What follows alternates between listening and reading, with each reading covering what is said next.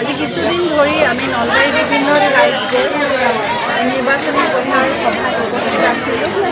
আৰু আজিও আমি ভদ্ৰপাৰ মণ্ডলত বিভিন্ন নিৰ্বাচনী সভাত আজি উপস্থিত ৰাইজৰ লগত বিনিময় কৰিলোঁ আৰু আহ্বান জনাওঁ যে আমাৰ আহি থকা এই 9 তাৰিখে আমাৰ ভোটদান ইলেকশ্যনত তেওঁলোকৰ যি সঁহাৰি আজি মই প্ৰত্যেকটো সভাত পাইছোঁ এনেকৈ চবেই সদস্যভাৱে ওলাই আহক আৰু 9 তাৰিখে আমাৰ বিজেপি চৰকাৰক তেখেতসকলৰ যি বিবেক ভোট বহুমূলীয় ভোট আমাক প্ৰদান কৰি ভৱিষ্যত আৰু কাম কৰিবলৈ আমাৰ বিধায়ক ডাঙৰীয়াই সুযোগ দিয়ক। এই বিষয়ে মই আজি প্ৰত্যেকটো সভাত তেওঁলোকক আহ্বান জনাওঁ। বিগত দিনত আপুনি স্বামীৰ হৈ সমষ্টিটোৰ প্ৰায় চুকে কোণে ঘূৰি ফুৰিছে, ৰাইজৰ সঁহাৰি কেনেকুৱা দেখিছে? মই আজিয়ে নহয়, যেতিয়াৰ পৰা তেওঁ বিধায়ক হৈছে তেতিয়াৰ পৰাই মই আজি বিভিন্ন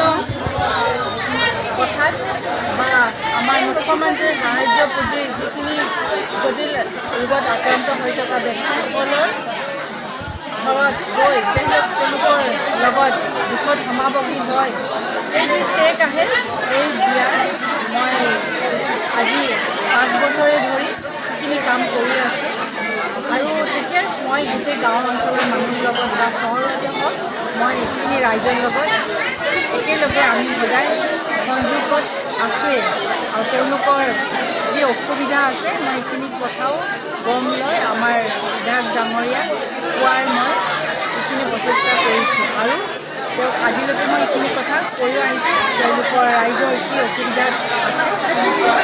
মানে অৱগত কৰি আহিছোঁ আৰু সেইকাৰণে মই এইবাৰ গাঁৱত হওক চহৰত হওক যোন জেগাতে হওক আহি তেওঁলোকৰ আগত থিয় দিয়া কোনো এনে ধৰণৰ মই অসুবিধা পোৱা নাই আৰু হয়ো ৰাইজ ওলাই আহিছে ধুনীয়াকৈ এই চৰকাৰখনক বিশ্বাস কৰিছে। 5টা বছৰত যিখিনি আমাৰ নলবাৰীৰ হৈ কৰিছে আমাৰ মহিলা সবলীকৰণৰ কাৰণে এই চৰকাৰখনে কৰিছে আমাৰ শিক্ষা দিশত বা আমাৰ স্বাস্থ্য দিশত হওক গোটেইখিনি সাহিত্যিক আমাৰ সাংস্কৃতিক দিশত লগতে সুৰক্ষাৰ কাৰণে যিখিনি কৰি আছে গোটেই ৰাইজ আগতো বুজিছিলে এতিয়া যিখিনি পিছ কৰি আছিল তেখেতসকলে বুজি আজি স্বতঃস্ফূৰ্তভাৱে ওলাই অহা দেখিছোঁ। সেইতে আমি গম পাইছোঁ যে ৰাইজ আৰু আগন্তুক আমাৰ নিৰ্বাচন আমাৰ যি ইলেকশ্যন আছে ইলেকশ্যনৰ ভোটদানতে তেওঁলোকে এইবাৰ আমাৰ নলবাৰী সমষ্টিৰ বা হায়েষ্ট ভোট দি আমাৰ বিধায়ক ডাঙৰীয়াক আগুৱাই নি পুনৰ চৰকাৰ কৰি কাম কৰাৰ সুযোগ দিব। নমস্কাৰ জনাইছোঁ আৰু আমাৰ আহিব লগা আমাৰ নতুন বহাগ বিহুৰ যি নতুন বছৰ আমাৰ অসমীয়াৰ বাপতিসাহোন বিহু আমাৰ নতুন বছৰৰ চবকে বহুত শুভেচ্ছা জ্ঞাপন কৰিছোঁ আৰু ভগৱানৰ ওচৰত প্ৰাৰ্থনা কৰোঁ যে আটাইৰে জীৱনবোৰ ভাল হওক, চবৰে উজ্জ্বলময় হয়, শান্তি পৰিৱেশ হওক, মিলা প্ৰীতি হওক আৰু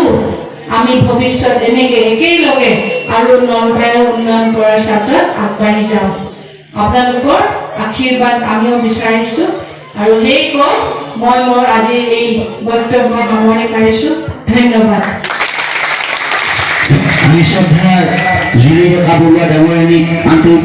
কেনেকুৱা সঁহাৰি পাইছে? আপুনিতো নলবাৰী জিলা ডিষ্ট্ৰিক্ট বিজেপিৰ মহিলা মৰ্চাৰ সভানেত্ৰী। নলবাৰী জিলা মহিলা মৰ্চাৰ সভানেত্ৰী হয় তাতকৈ বেছি মই মানে সৌভাগ্যৱান হৈছোঁ ইতিমধ্যে আৰু বেছি সৌভাগ্যৱান এইকাৰণে যে আমাৰ নলবাৰী সমষ্টিত জয়ন্ত মল্ল বৰুৱা ডাঙৰীয়াৰ নিচিনা এগৰাকী দক্ষ মন্ত্ৰী আমি পাবলৈ সক্ষম হৈছোঁ আৰু এইবাৰ যিখিনি আমাৰ নিৰ্বাচনী সভা হৈ আছে এই সভাত বা এই সভাবিলাকে আমাক প্ৰমাণ কৰি দিয়ে যে আগন্তুক আমাৰ 9 তাৰিখৰ বিধানসভা এই ইলেকশ্যনত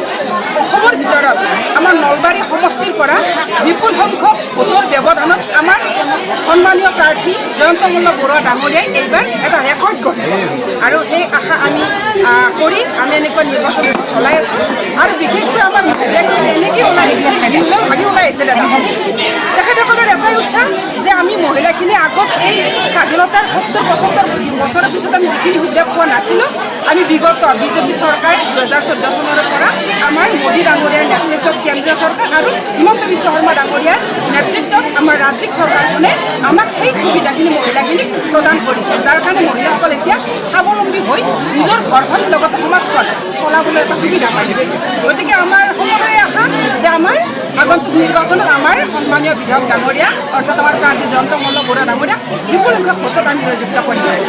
ধন্যবাদ।